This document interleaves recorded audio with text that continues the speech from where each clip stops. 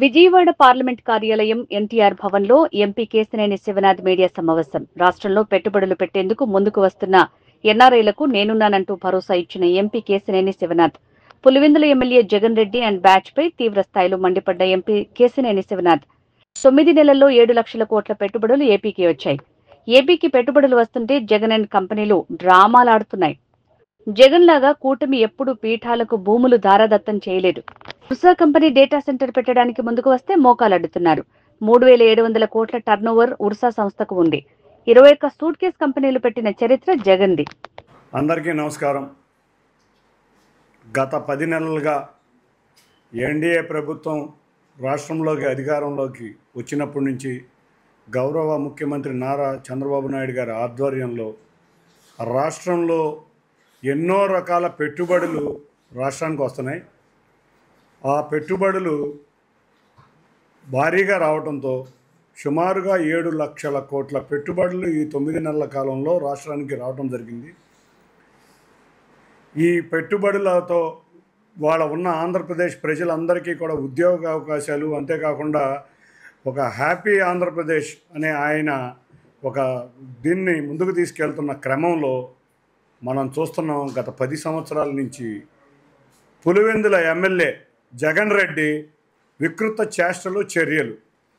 ఎందుకంటే ముందు గొడ్డలి పోటు, తర్వాత కోడి కత్తి, తర్వాత గులకరాయి, నిన్నగాక మొన్న హెలికాప్టరు, ఇప్పుడు పెట్టుబడుల్ని విమర్శించడం.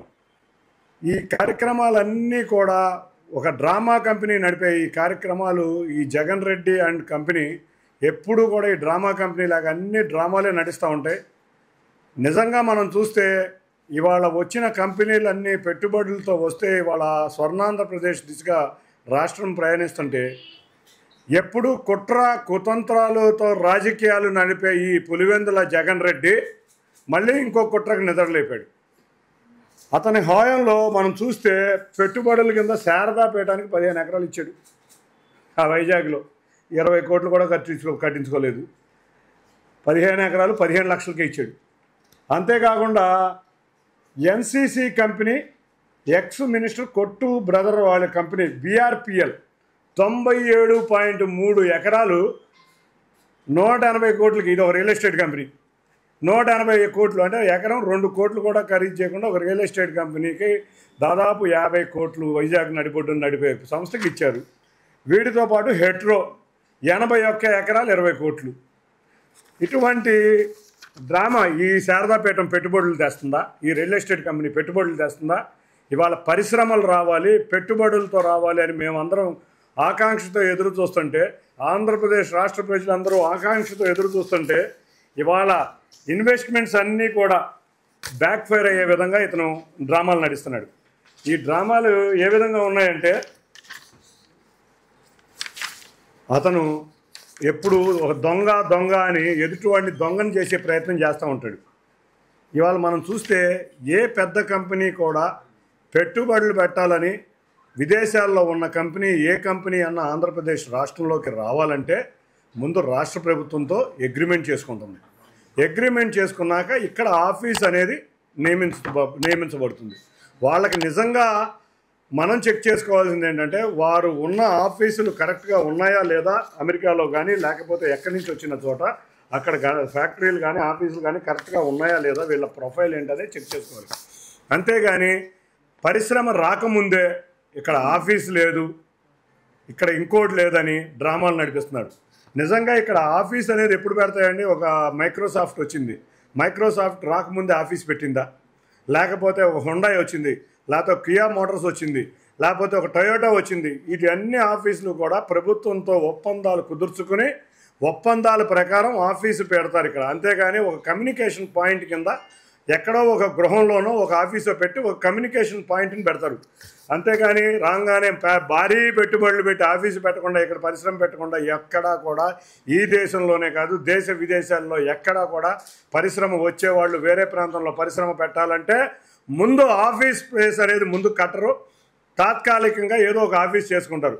అదే విషయంలో ఉర్సా కంపెనీ, వీళ్ళ కంపెనీ ప్రొఫైల్ చూస్తే పి కౌశిక్ సుమారు $400 బిలియన్ జోబాక్స్ కంపెనీకి ఆయనే మెయిన్ ముఖ్య కారకుడు.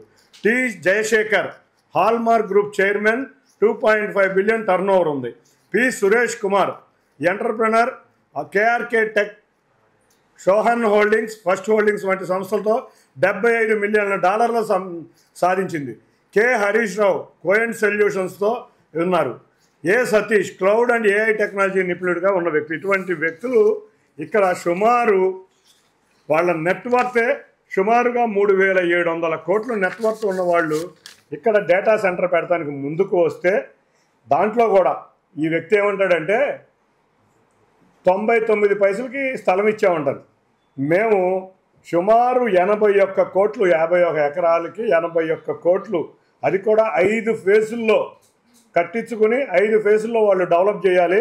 అది కూడా 48 నుంచి 52 నెలల లోపల వాళ్ళు పూర్తి చేయాలి. ఇటువంటిది కార్యక్రమాలు, ఇటువంటి దానికి స్థలం ఇస్తే ఈయన ఏమంటాడంటే ఈ సంస్థకి ఆఫీస్ లేదంటాడు, లేకపోతే లిల్లియో లల్లియో అంటాడు. లాలు అనేది కూడా పలక తీసాం ఆయనకి, లిల్లీ అనే సంస్థకి ఇచ్చారంటాడు. లాలుని పట్టుకుని లిల్లీ అంటాడు. ఇతను ఎట్లా ముఖ్యమంత్రి అయ్యాడో నాకు తెలియదు, కానీ ఒక్కటి గుర్తుంచుకోవాలి, ఇంత పరిజ్ఞానం లేని ముఖ్యమంత్రి.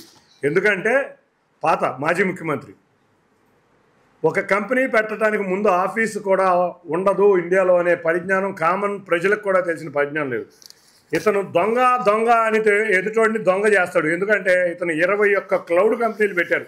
ఈ 21 క్లౌడ్ కంపెనీలకి ఒక్క దాంట్లో ఆఫీస్ లేదు. Silicon builders, Marvel infrastructure, Shalom infrastructure, ration infrastructure, Shalom Inspire hotels, Capstone infra, Utopia infra, ఇట్లా చెప్పుకుంటే 21 సూట్ కేస్ కంపెనీలు పెట్టిన చరిత్ర నీది. ఈ సూట్ కేస్ కంపెనీలకి అడ్రస్ కూడా, ఆఫీస్ అడ్రస్ కూడా లేని జగన్ రెడ్డి ఇవాళ నువ్వు అక్కడ ఉన్న ఎన్ఆర్ఐలను విమర్శిస్తావా? నిజంగా ఎన్ఆర్ఐలు ఇవాళ తమ సొంత డబ్బులతో తాము కష్టపడి సంపాదించి తమ దేశం కోసం సేవ చేయాలని కుటుంబాలు అక్కడ ఉండి, అక్కడ కంపెనీలు ఉండి, ఇక్కడ పరిశ్రమలు పెట్టాలి, ఇక్కడ ఉద్యోగాలు పెట్టాలి, ఇవాళ మళ్ళీ స్వర్ణాంధ్రప్రదేశ్లో తీసుకెళ్ళాలి. మనం ఎవరైతే గౌరవ ముఖ్యమంత్రి నారా చంద్రబాబు నాయుడు గారి వల్ల ఇటువంటివి ఉన్నాయో అని తలంపటమే కాకుండా ఇటువంటి ఎన్నో సంస్థలు స్థాపించి గత 30 సంవత్సరాలుగా ఇక్కడ సాంస్కృతిక కార్యక్రమాలు కానీ, ఇక్కడ స్కూల్స్లో కానీ, ఇక్కడ హాస్పిటల్స్లో కానీ ఎన్నో కార్యక్రమాలు చేస్తున్న ఎన్ఆర్ఐలకి నువ్వు ఇటువంటి నీ బురదని వాళ్ళకి అంటగట్టి నువ్వు చూద్దామని చూస్తున్నావేమో. కపట్దార్ జగన్ రెడ్డి, నువ్వు నీ యొక్క బ్యాచ్ గుర్తుంచుకోండి. ఈ ఎన్ఆర్ఐలు తప్పకుండా రండి, పెట్టుబడులు పెట్టండి, ఇక్కడ ఉన్న పారిశ్రామిక అభివృద్ధికి కృషి చేయండి. మీకు మా ప్రభుత్వం ఆహ్వానిస్తుంది. ఎవరన్నా అడ్డొస్తే కపట్దార్ నేనున్నా మీ ఎన్ఆర్ఐలు అందరి తరపున. మీరు కష్టపడి సంపాదించిన సంపాదన పెట్టుబడులు ఇక్కడ పెట్టి పరిశ్రమలకి అభివృద్ధి చేయండి, రాష్ట్రాన్ని ముందుకు తీసుకువెళ్ళబడండి. గత 5 సంవత్సరాలలో ఈ రాష్ట్రం అధోగతి పాలు చేసిన వారికి బుద్ధి చెప్పే విధంగా మనకు యువతకి ఉద్యోగాలు కల్పించాలి. అన్నిటికన్నా ముఖ్యంగా అందరికీ కోరుకునేది ఏంటంటే, ఒక్కటి, ఇవాళ ఎన్ఆర్ఐలకి ఏది జరిగినా నేను ముందుంటానని తెలియజేసుకుంటున్నాం. నేను కానీ మా ప్రభుత్వం కానీ మీకు అన్ని విధాలా సహకరిస్తుంది, పెట్టుబడులు రావాలి అని కోరుకుంటున్నాం. వీటి అన్నిటికీ తోడు వాళ్ళ మీడియా వాళ్ళందరికీ కూడా ఒకటే కోరుతున్నాం, ఏది నిజం ఏది అబద్ధం తెలుసుకోవాలి. మనకు పెట్టుబడులు రావాలి, మన పరిశ్రమలు రావాలి. సూట్ కేస్ కంపెనీలు చెప్పే మాటలు నమ్మొద్దు. ఇటువంటి వ్యక్తులు సమాజానికి చేటు కాబట్టే ప్రజలందరూ చాలా దూరంగా పెట్టారు ఇతను పులివెందుల ఎమ్మెల్యే కింద నిలబెట్టారు. ఆఖరికి ప్రతిపక్ష హోదా కూడా ఇవ్వలేని పరిస్థితిలో ఉన్నారు. ఇటువంటి వాళ్ళందరూ మీరు చూస్తుంటే డ్రామా ఆర్టిస్టులు ఇవాళ మద్యం కేసు, బిగ్ బాస్ ఎవరో తెలిసిపోయింది. ఇట్లా కేసుల్ని డైవర్ట్ చేయడానికే ఇటువంటి రాజకీయాలు చేస్తున్నారు. కాబట్టి ఎన్ఆర్ఐలకు మరొక్కసారి కోరుతున్నాను, మీరు ఎవ్వరూ అధైర్యపడవద్దు. ఇటువంటి బురద రాజకీయాలు వాళ్ళు ఎంత అంటిద్దామన్నా కూడా అభివృద్ధిని ఆపలేరు, నిజాన్ని ఆపలేరు. తప్పకుండా మీ తోడు నేనుంటా. మీరు ధైర్యంగా ముందుకు రండి, పెట్టుబడులు పెట్టండి. ఈ అన్నిటికీ చివరిగా పులివెందుల ఎమ్మెల్యేని ఒకటే అడుగుతున్నా, ఒక్కరోజు ఒక్క రూపాయి నువ్వు ఎవరికి సాయం చేసింది లేదు. ఇవాళ ఎంతోమంది ఎన్ఆర్ఐలు తమ జీవితంలో కష్టపడి సంపాదించింది ఇవాళ 25 సంవత్సరాలుగా ఈ రాష్ట్ర అభివృద్ధిలో కృషి చేస్తున్నారు. నువ్వు మొన్న ఈ మధ్య ఎప్పుడో విజయవాడ వచ్చావు. విజయవాడ వచ్చి వరద బాధితులకు ₹1,00,00,000 ఇస్తానన్నావు. ఆ ₹1,00,00,000 కూడా ఏమైపోయిందో ఇంతవరకు ఎవరికీ తెలియదు. నీకు పెట్టుబడులు తేటం చేత కాదు కాబట్టే శారదా పీఠాలకి, రియల్ ఎస్టేట్ కంపెనీలకి డబ్బులు మీరు భూములు పంచావు. అసలు కంపెనీ స్ట్రక్చరే నీకు తెలియదు కాబట్టి, కంపెనీకి ఆఫీస్ ఎప్పుడు వస్తుందో, ఎప్పుడు పెట్టుబడులు వస్తాయో తెలియదు కాబట్టి ఇట్లా బిహేవ్ చేస్తున్నావు. మరొకసారి చెప్తున్నా, గౌరవ ముఖ్యమంత్రి నారా చంద్రబాబు నాయుడు గారి ఆధ్వర్యంలో ఈ ఎన్డీఏ ప్రభుత్వం రాష్ట్ర అభివృద్ధి కృషి చేస్తుంది, పెట్టుబడులు కృషి చేస్తుంది, ఉద్యోగ అవకాశాలు కల్పిస్తుంది, రాష్ట్రం పారిశ్రామికంగా అన్ని రంగాల్లో దేశం ముందుండే విధంగా కృషి చేస్తుంది. తప్పకుండా పెట్టుబడిదారులందరినీ ఆహ్వానిస్తాం, పెట్టుబడులు చేపిస్తాం. తప్పకుండా టెక్నాలజీ కూడా ఈ వ్యక్తికి తెలియదు, అసలు ఆర్టిఫిషియల్ ఇంటెలిజెన్స్ అంటే కూడా తెలియని వ్యక్తి. కాబట్టి ఇటువంటి వ్యక్తి మాటలు మీరు ఎవరో ఐధైర్యపడకుండా ధైర్యంగా ముందుకు వచ్చి ధైర్యంగా పెట్టుబడులు పెట్టి ఈ ప్రాంత వాసుల కోరికైన పారిశ్రామిక అభివృద్ధి, స్వర్ణాంధ్రప్రదేశ్ అభివృద్ధి ముందుకు తీసుకువెళ్ళాలని అందరినీ, పెట్టుబడిదారులను అందరినీ కూడా మీకు మా ప్రభుత్వం అండగా ఉంటుంది.